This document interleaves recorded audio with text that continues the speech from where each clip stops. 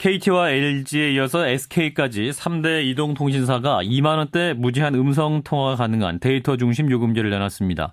이런 가운데 어제 새누리당과 정부 그리고 청와대가 데이터 중심 요금제 전환을 포함한 가계통신비 경감안을 발표했죠. 현재 우리나라는 OECD 국가 중 소득 대비 가계통신 비율 1위라고 하는데요. 과연 이 타이틀을 벗을 수 있을지 관심이 모아집니다. 어제 경감안을 발표한 분이죠. 새누리당 원유철 정책위 의장을 연결하겠습니다.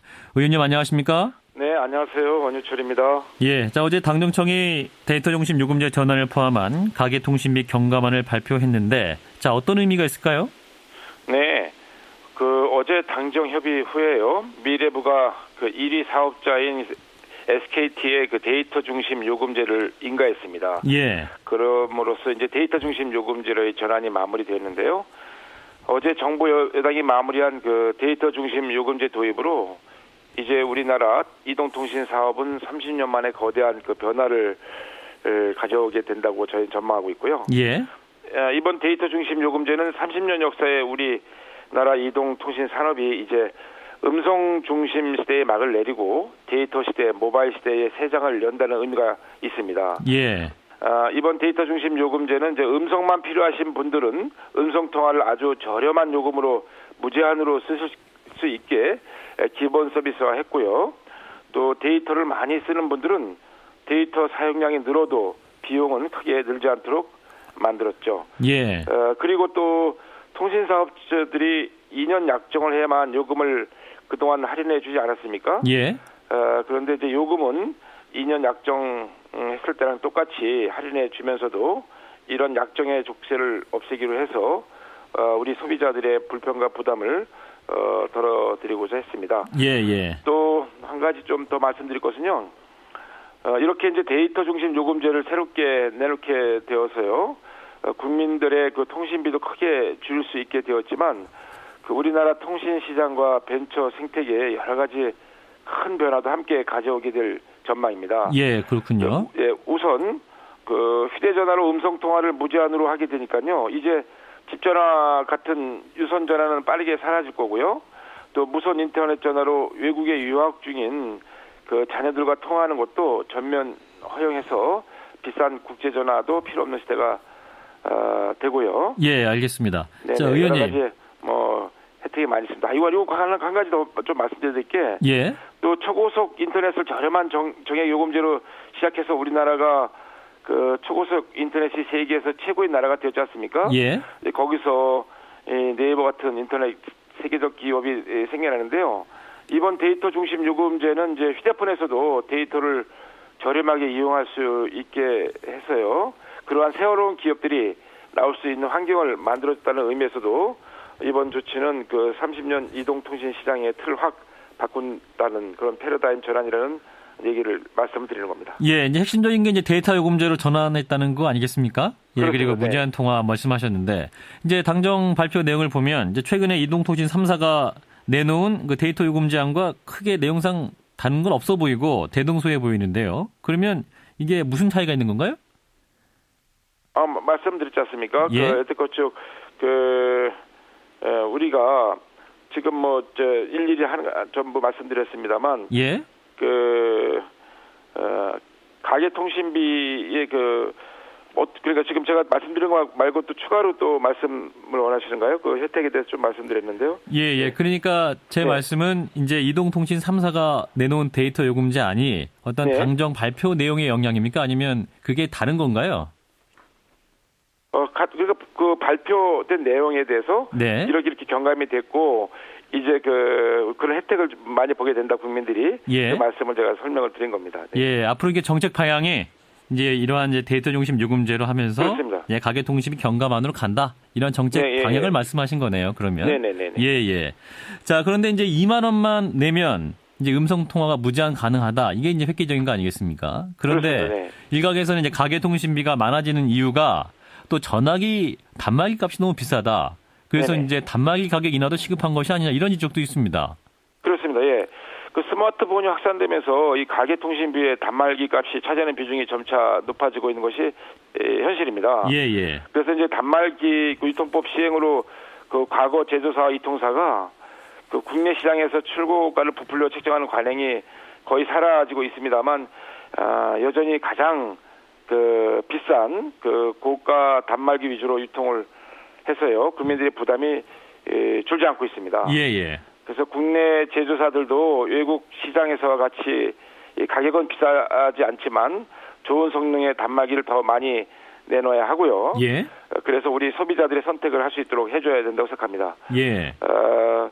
최근에 미래부가 그 지원금에 상응하는 요금 할인율을 20%로 높이면서 이 단말기 시장에도 변화 조짐이 있고요. 예. 우리 여당에서도 새누리당에서도 단말기 가격이 국민들의 가계 통신비 부담과도 관련이 있기 때문에 이 문제에 주목하고 정부의 대책을 촉구하고 있는 상황이니까요. 조금 더 지켜봐 주시면 또 좋은 더 정책이 나올 것입니다. 네, 그럼 단말기 가격 인하도 고려될 수 있다 이런 말씀인가요? 네.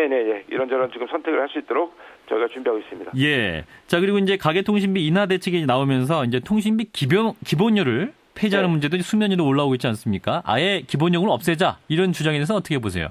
네. 물론 통신이 이제 정부가 규제하는 산업이긴 하지만요. 예. 통신요금은 전기나 도시가스 요금 같은 공공요금과는 달리 민간 통신 사업자들이 결정하는 것입니다. 예.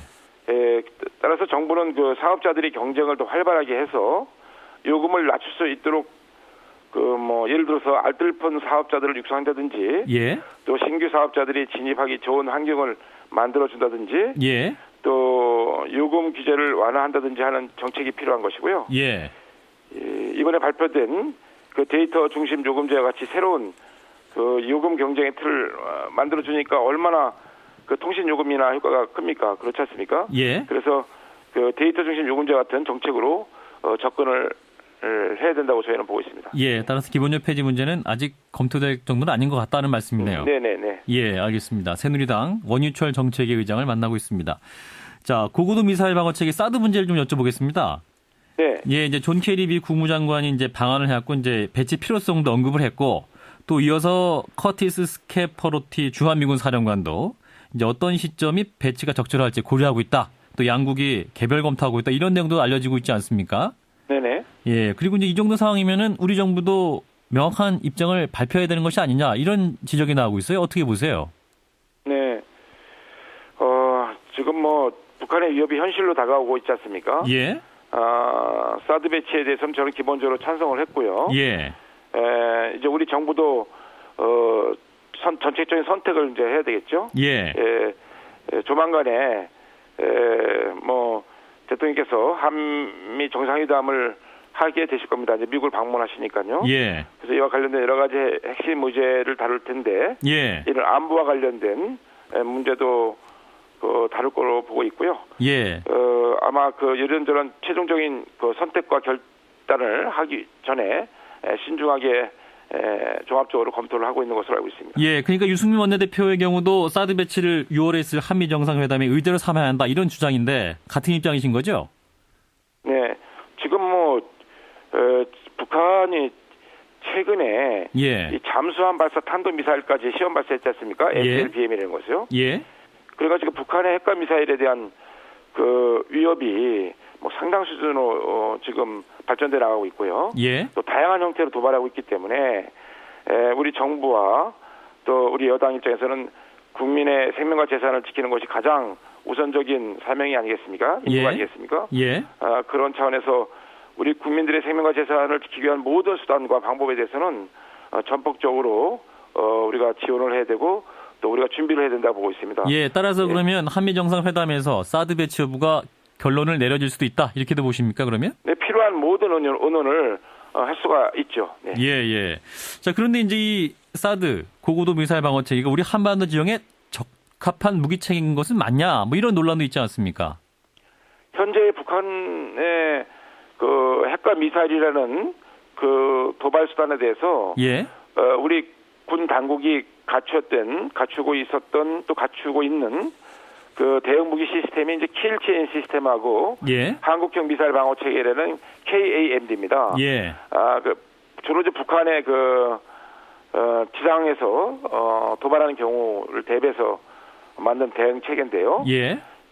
관련해서 이 킬체인 시스템하고 KNMD가 과연 효과적으로 북한의 핵과 미사일 도발에 대해서 효과적인 수단이냐라는 예. 뭐 논란도 있습니다만 예. 그래도 이 무기 체계는 필요한 거라고 보고 있고요. 예. 거기 더 나가서 더 수준 높은 차원의 그 사드도 그 북한의 핵과 미사일 도발에 대해서 효과적으로 그 억제할 수 있는 그러한 그 무기체계이기 때문에 예. 사드 배치에 대해서 저는 기본적으로 찬성하고 있는 겁니다. 예, 효과적인 체계다. 이런 확신을 갖고 계시는 거군요. 네네. 예, 알겠습니다.